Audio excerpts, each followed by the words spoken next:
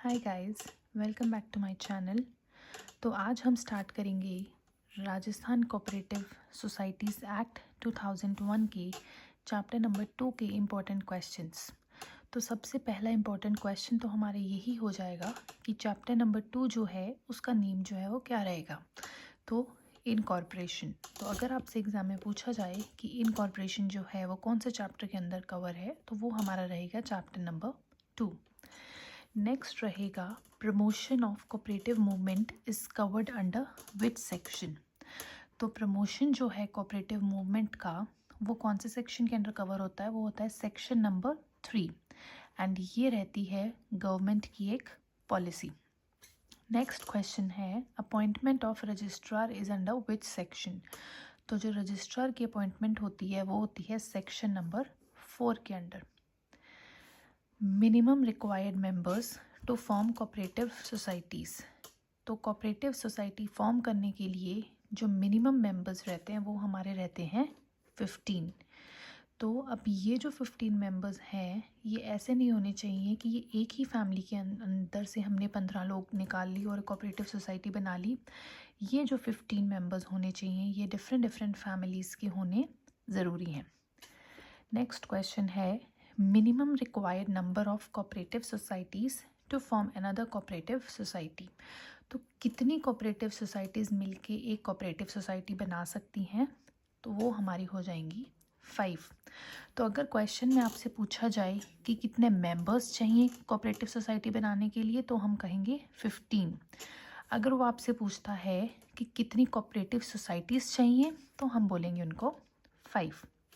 Next question है if registrar is satisfied by documents submitted for registration how many days he has for issuing certificates.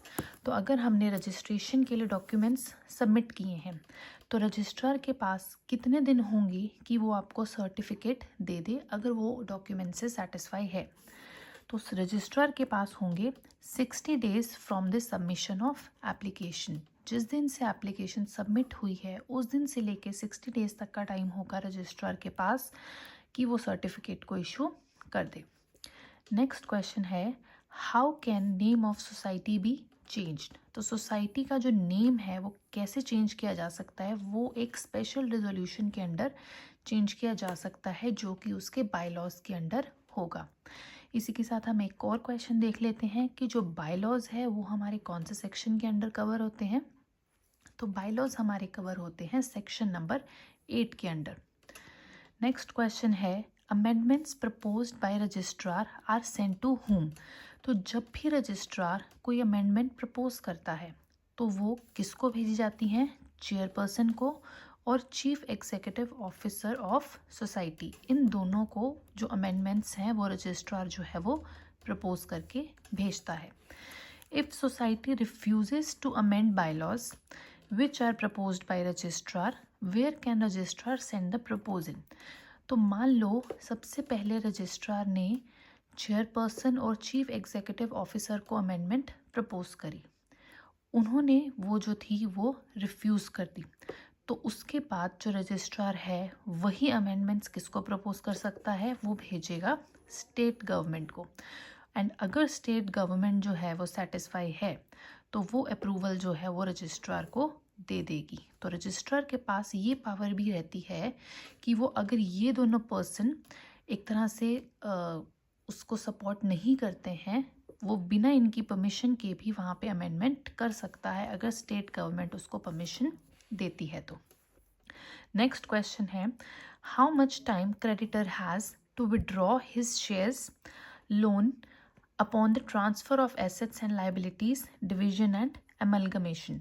तो अगर कोई creditor वो इस एक तरह से इसमें अप्रूवल में नहीं है सोसाइटी की एमलगमेशन में, ट्रांसफ़र में, तो वो चाहे तो जो अपना हिस्सा है वो विड्रॉ कर सकता है। तो इसके लिए उसके पास कितना टाइम रहता है, 1 मंथ का जो टाइम है वो उसके पास रहता है। वो अपना चाहे तो वो अपना सब विड्रॉ कर सकता है। लास्ट क्वेश्चन रहेगा how much time registrar gives to chairperson and CEO to conduct general meeting for proposal by registrar for amalgamation division etcetera. तो रजिस्ट्रार जो है वो चेयरपर्सन और सीईओ को कितना टाइम देता है अगर उसने कोई अमेंडमेंट प्रपोज करी है एमलगमेशन के लिए कि वो मीटिंग कंडक्ट करवा ले, तो विद इन 3 मंथ्स। तो रजिस्ट्रार के बोलने के बाद 3 मंथ्स का टाइम होता है चेयरपर्सन और चीफ एग्जीक्यूटिव ऑफिसर के पास कि वो जर्नल मीटिंग कंडक्ट करवाए और साथ ही साथ अपने मेंबर्स को ये बताए कि रजिस्ट्रार ने ऐसे ऐसे अमेलगमेशन और डिवीज़न का प्रपोजल जो है वो रखा है। तो इसी के साथ हमारे चैप्टर नंबर 2 के इम्पोर्टेंट क्वेश्चंस जो हैं वो कवर अप हो जाते हैं। ये सारे इम्पोर्टेंट क्वेश्चंस जो हैं वो हमारे रहेंगे चैप्टर नंबर 2 के। कल हम मिलेंगे चैप्टर नंबर 3 के इम्पोर्टेंट क्वेश्चंस के साथ। तब तक don't forget to like my channel, subscribe and comment. Thank you so much.